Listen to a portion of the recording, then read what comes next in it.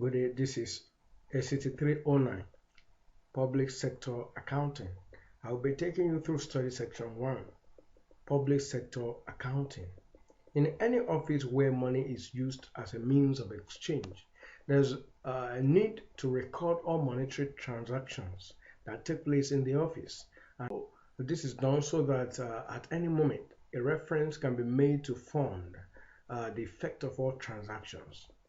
Public sector accounting is the information system that records, analyzes, classifies, summarizes, and communicates public sector entities' financial and economic events.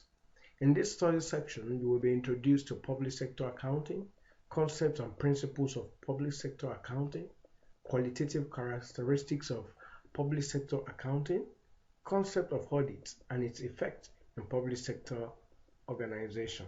Let's move on as we learn more about public sector accounting. The simplest definition of public sector is all organizations which are not privately owned and operated, but which are established, run, and financed by government on behalf of the public. This definition conveys the idea that the public sector consists of organizations where control lies in the hand of the public, as opposed to private owners, and whose objectives involve the provision of services where profit making is not a primary objective. In general terms, the public sector consists of governments and all publicly controlled or publicly funded agencies, enterprises, and other entities that deliver public programs, goods, or services. It is not, however, always clear whether any particular organization should be included under that umbrella. Therefore, it is necessary to identify specific criteria to help define the boundaries. Let's talk about different levels of public sector organizations, and these can be divided into 4, which are international, national, regional, and local. Those are the 4 different levels of public sector organization. Types of public sector organization, and we are going to categorize this under 3 different types, which are core government agencies and public enterprises.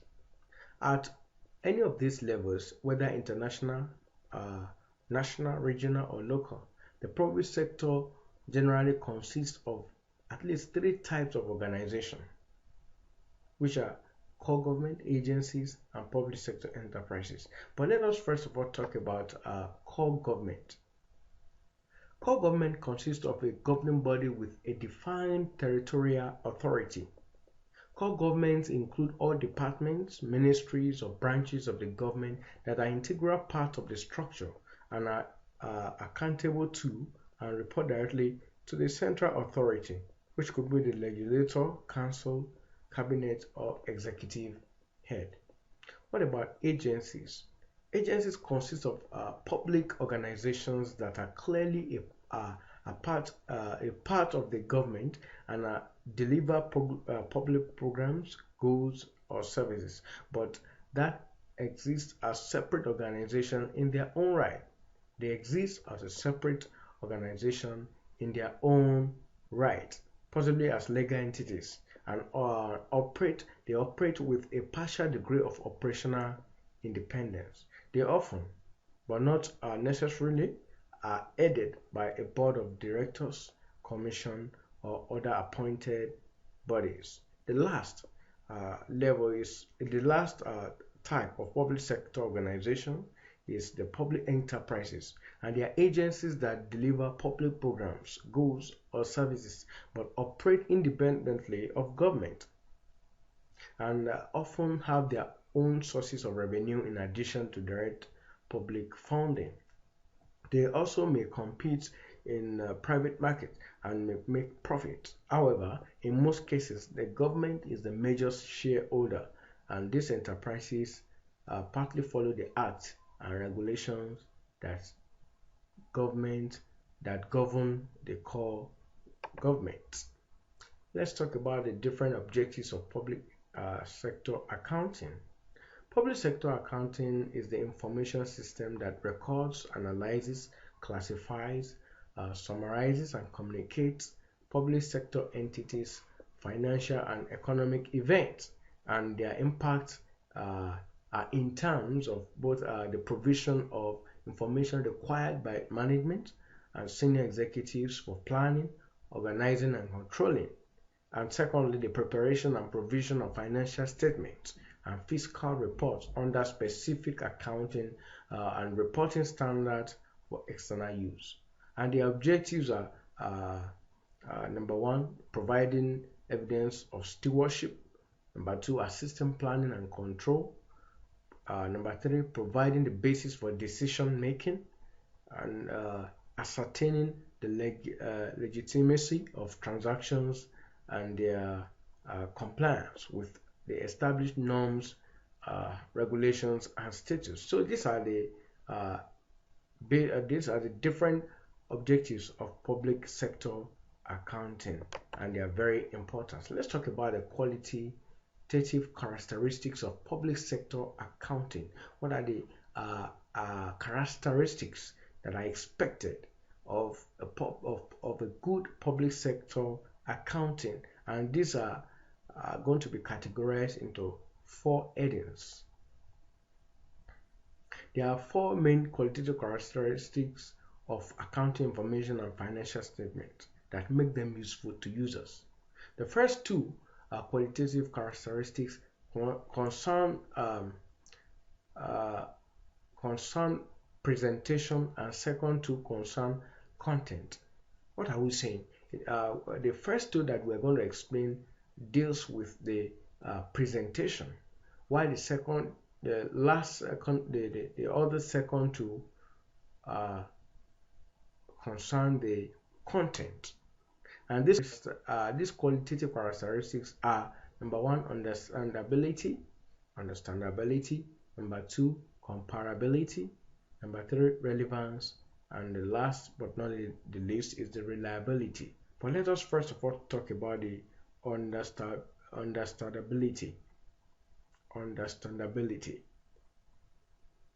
Accounting information and financial statements should be prepared in such a way as to facilitate understanding by users of the financial statements.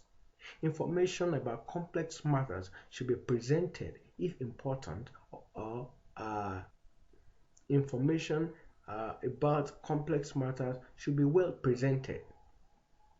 Users of information and financial statements are assumed to have a reasonable knowledge of business economy and accounting, and business economy and accounting, and to be willing to study information to gain a reasonable level of financial expertise.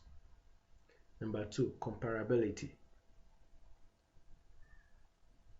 Accounting information and financial statements should be prepared in such a way as to facilitate comparison of entity information through time and also against information from different but similar entities. This requires consistency in recognition, valuation, and presentation of accounting and financial statement elements.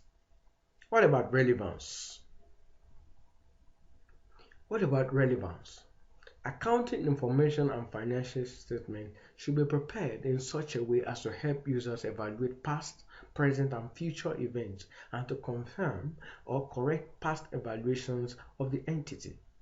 This quality also includes timelines, which is often in conflict with reliability, and also is limited by the cost to provide information, that is, cost-benefit balance. Relevance is affected or limited by materiality. Let's talk about reliability, which is the last of the characteristics of public sector accounting. Under reliability, accounting information and financial statements should be prepared in such a way that they are free from material errors and bias. Also, there should be no omissions, falsifications, or misleading presentations within the bounds of accepted cost benefit precision and materiality, that is, in financial statement. So these are the 4 very important characteristics of public sector accounting. Let's move on as we talk about the concept of audits. The term audit is increasingly being used in a general sense to mean any form of scrutiny or review of system, processes, or outputs. However, in the sense in which it has more traditionally been used, audit is the process by which the annual accounts of public and private sector bodies are subject to external scrutiny to provide independent assurance that they have been prepared in accordance with relevant legal and professional standards and give a true and fair view of the financial performance and financial position of the audited body. However, this is one of the basic principles of audit in public sector. But let's talk about public sector audit.